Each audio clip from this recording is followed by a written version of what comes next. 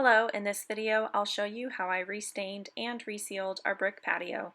This was a really easy and low-cost way to make the whole patio look brand new. I started off by prepping the brick to take the stain. First, I applied a small amount of stain to a few bricks in an obscure area to make sure that the bricks would actually absorb the stain. The test bricks looked really great, so I decided not to etch the bricks. If you do a test area or know that your bricks or concrete already has a sealer on top of it, you'll need to apply an etch on top of the bricks to make sure that the stain will absorb. Regardless of whether you etch the brick or not, the next step is to wash the brick to make sure that it's clean. I combined dish soap and water and used that to scrub the brick clean.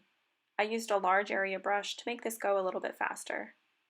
I used a smaller brush that I dipped into the bucket of water to clean the bricks right up against the house. I didn't want to dump a ton of water right up against the house. After I had scrubbed the brick with a dish soap and water, I rinsed everything off. Then I let it dry for at least 24 hours before applying any of the stain. I did find that the stain settled really bad, so every time that I started using it, I stirred it together first. I started staining the brick in an area farthest away from the door so that I could work back towards the door. This way, I didn't ever have to step on any wet stain. I also started working in an area away from where we normally sit because I figured that I would make a few mistakes on the first bricks while I figured out exactly how much stain to use and the best way to apply the stain. I found the easiest way for me to apply it was to use the edge of the paintbrush and drag it along the edges of the bricks. This way I cut in all of the edges of the bricks and then painted the inside after. I tried not to put too much stain on the paintbrush because I found that if I had too much stain, it could leak over the edges of the brick and stain the grout. Our patio is actually concrete with the bricks pressed into the top. They're not full thickness bricks, they're definitely not more than an inch thick. Each of the bricks were set into the concrete a little bit higher than the edge of the concrete, so I was able to use the lip on the edge of the brick to guide the paintbrush. I mostly worked on staining the brick at night when it wasn't too hot out. I actually found this pretty relaxing to come and stain the brick each night after work. Our patio is about 300 square feet, and it took me just about 10 hours, not all at once, to paint the entire patio. I started the project shortly after a big rainstorm, and the forecast showed that there would be quite a few days with no rain planned. That being said, once the stain has had a full 24 hours to dry and to cure, there's no problem if it gets rained on. There was one section that had a little bit of rain from a pop-up storm, and you couldn't tell the difference between any of the other brick that wasn't rained on. I used Valspar concrete stain to complete this project. I called the Valspar customer service department, and this was the product that they recommended for staining brick. We picked up a gallon of the semi-transparent base from Lowe's and had the Lowe's team dye it to the shade of garnet.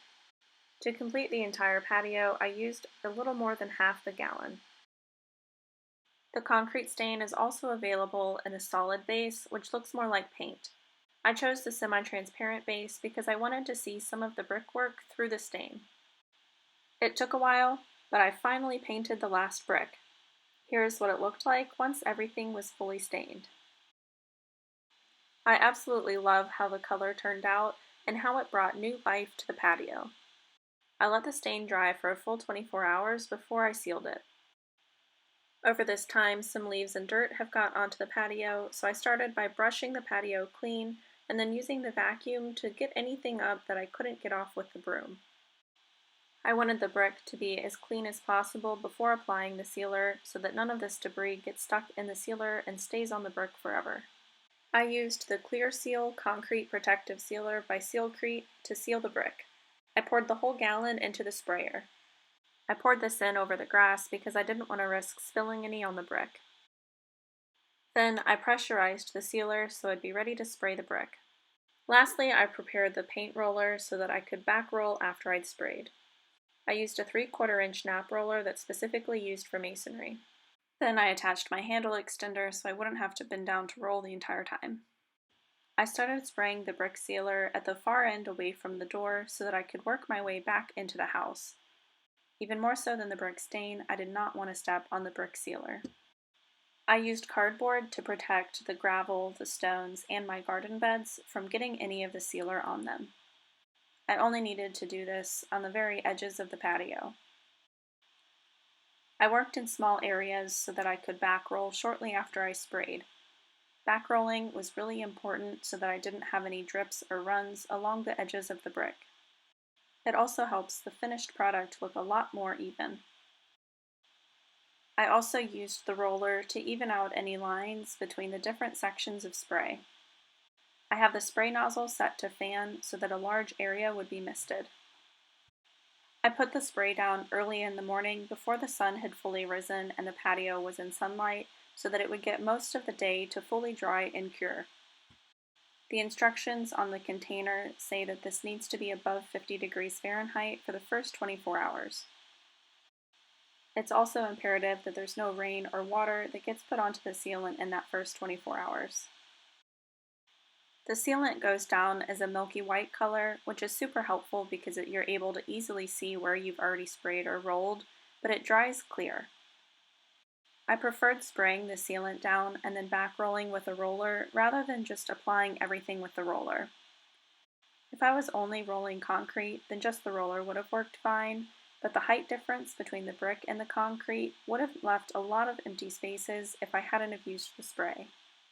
However, in some of the smaller areas, like behind the back of the stairs, it's harder to control the spray, so I just used the roller to apply the sealer on those areas.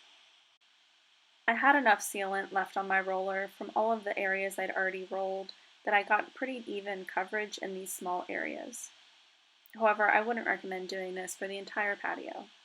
Once I reached the step in the last area to apply the sealant, I went inside and didn't come back out on the patio until it was dry to the touch.